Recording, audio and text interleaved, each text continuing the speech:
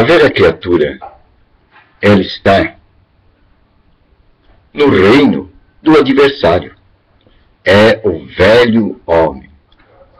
O velho homem está no reino do adversário. Nós sabemos que tem dois reinos.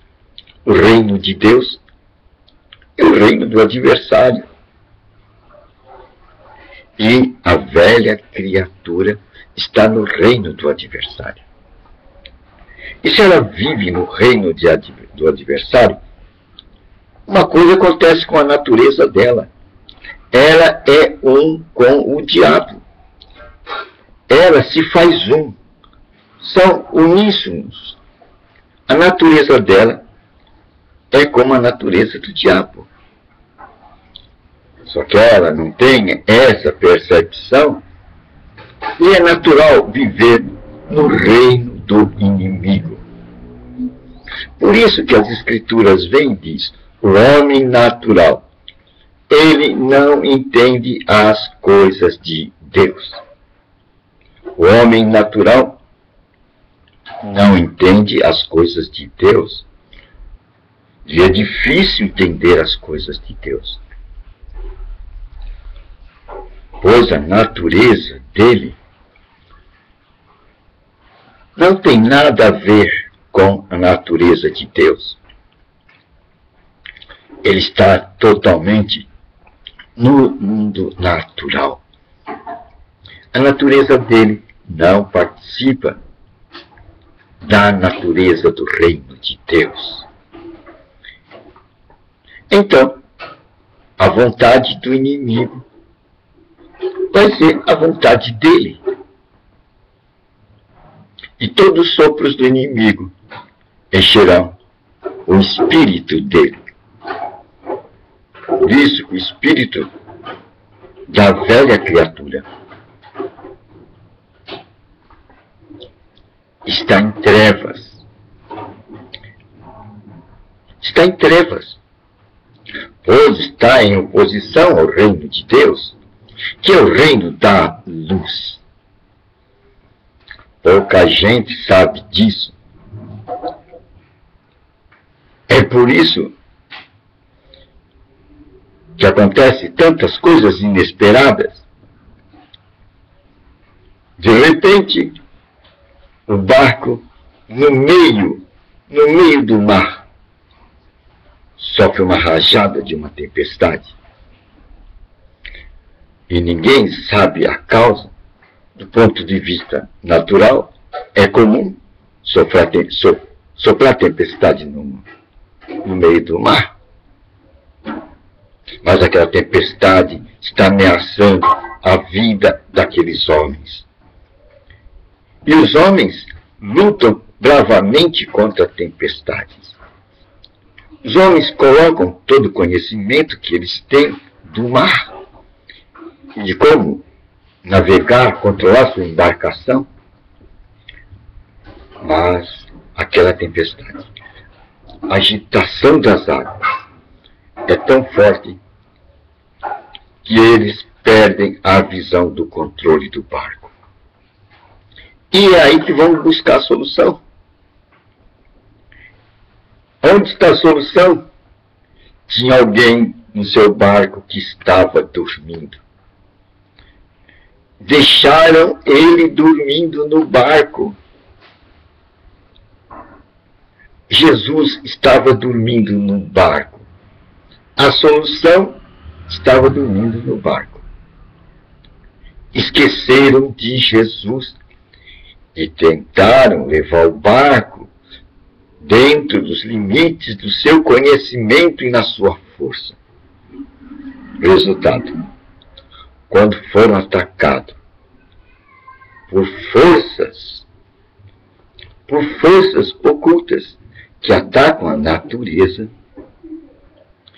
se viram sem as condições para controlar a sua situação.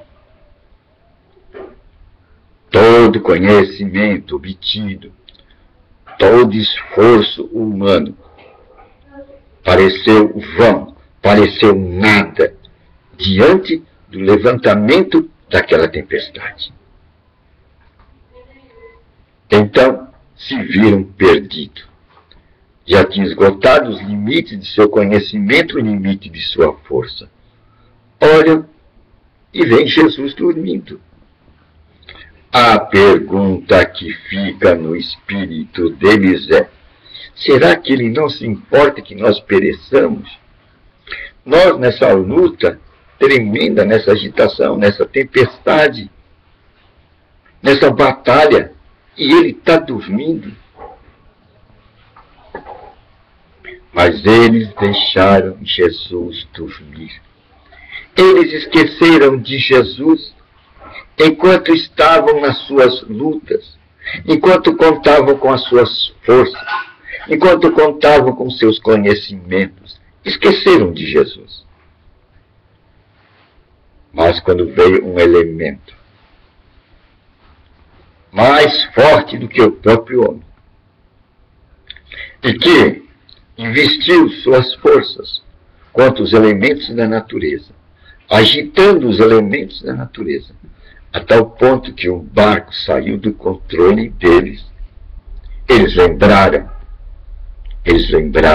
daqueles que não mantiveram relacionamento com ele. E não mantendo relacionamento com Jesus Cristo, deixaram Jesus Cristo dormir no barco. E naquele barco estava a plataforma da vida deles. E todos viram diante de si a visão do fim, a visão da morte. Pois tudo saiu do controle. Agora eles olham, está o mestre lá. E ao invés de olharem para o ponto de vista de que não se relacionaram com Jesus Cristo, mas deixaram Jesus Cristo sozinho, Jesus dormiu. Ficaram o tempo todo sem Jesus Cristo. Embora Jesus Cristo estivesse no barco com eles. Jesus estava no barco com eles. Mas Jesus não estava presente na vida deles. Ele estava ali fisicamente junto com eles. Mas eles não tinham ainda Jesus dentro deles. Então, conclusão. O que é que vem no pensamento desses homens naturais? Será que ele não se dá conta que nós vamos morrer? E acordam Jesus com essa perspectiva. Senhor, o senhor não se toca que nós vamos morrer? Ainda culparam Jesus Cristo. Não viram a negligência de não se relacionar com Jesus Cristo. Que é quem Jesus Cristo? É a palavra de Deus. Jesus é o Verbo divino.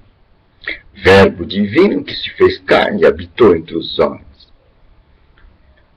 Eles não se relacionaram com Jesus Cristo. Então a tempestade veio. Mas Deus é o quê? Generoso. Deus é piedoso, é perdoador. E nós devemos dar graças a Deus por esse estilo de vida de Deus, de ser perdoador, generoso, longânimo. E Jesus se levanta e uma palavra, a tempestade passa, o mar cessa, vem a calmaria. E aqueles homens naturais ficam admirados. Que homem é esse que dá ordem para as forças da natureza e elas lhe obedecem? Quem é este homem? Aqueles homens naturais ainda não conheciam Jesus dentro deles. Conheciam Jesus físico, mas não tinham a visão de quem era Jesus. Não tinham entendimento interior. Faltava algo ainda neles. E nós podemos ver nesses mesmos discípulos, dentro desse aspecto de homens naturais, velhos homens, que ainda não eram nascidos de novo, como é que eles se comportavam? Nós podemos ainda visualizar. Certa feita, os discípulos chegaram a Jesus e disseram: Senhor, nós vimos um certo homem expulsando o demônio e curando enfermo no teu nome. E ele não anda conosco. Ele não é da nossa patotinha. Ele não pertence ao nosso grupo. Está expulsando o demônio no teu nome, Senhor, e curando enfermo no teu nome. O senhor sabe o que nós fizemos? Nós o proibimos. Afinal, ele não pertence à nossa patota, ele não é do nosso grupo, ele não pertence à nossa igreja. Nós o proibimos. Nós excluímos que ele faça tal coisa. Afinal, ele não é dos nossos. Eram homens naturais, agindo de forma natural, com os pontos de vista do mundo. Não eram da nossa patota e por isso nós proibimos ele. Jesus disse: não façais isso. Não façais isso. Pois quem não é contra nós é a favor de nós. Outro olhar de Jesus Cristo. É um outro olhar que reprovou a ação daqueles homens naturais, que ainda não viam Jesus. Eles não tinham a visão de Jesus, aquela visão interior. Só viam Jesus de um modo que físico. Por isso que as Escrituras, eu repito, diz: o homem natural não conhece as coisas de Deus. As revelações de Deus parecem para o homem natural como loucura. Eles não podem entender. Qual a causa fundamental que eles não podem entender?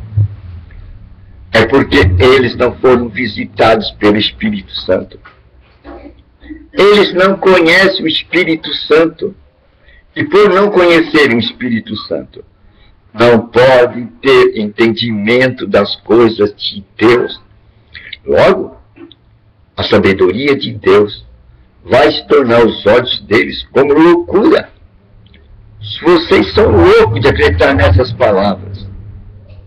Já pensou você dizer para um homem natural: ele enviou sua palavra e o sarou? O quê? Sarar com palavra? Vocês são loucos.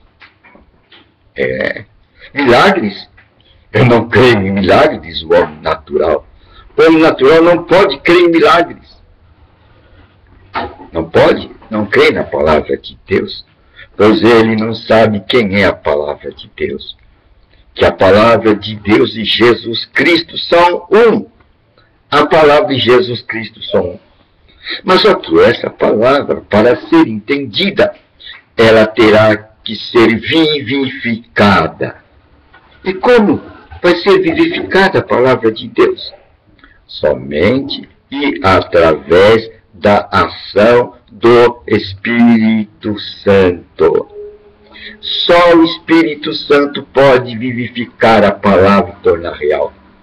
E esse Espírito Santo que vivifica a palavra, ele vivifica também o nosso corpo mortal. O que quer dizer vivifica o nosso corpo mortal? Quer dizer que o Espírito Santo cura o nosso corpo mortal, assim como curou o corpo de Jesus Cristo, ferido pela lança, ferido pelos cravos, ferido pelos espinhos. Esse mesmo Espírito está hoje vivo e habita entre nós. É Ele quem vivifica a palavra. Assim como Ele vivificou Jesus Cristo, que estava morto, estava lá no inferno, separado de Deus, deu vida para Ele. E quando Jesus tomou vida, Jesus fez o quê? Arrebatou a chave da morte do inimigo, humilhou o inimigo e tirou a chave do inferno dele. Assim, esse Espírito que curou o corpo de Jesus Cristo, que deu vida a Jesus Cristo, dá vida a nossos espíritos e cura os nossos corpos mortais. Isso somente o homem espiritual pode crer. O homem espiritual é aquele que crê na palavra. E a palavra é Jesus Cristo, que deve ser revelada pelo Espírito Santo. A boa nova, não é?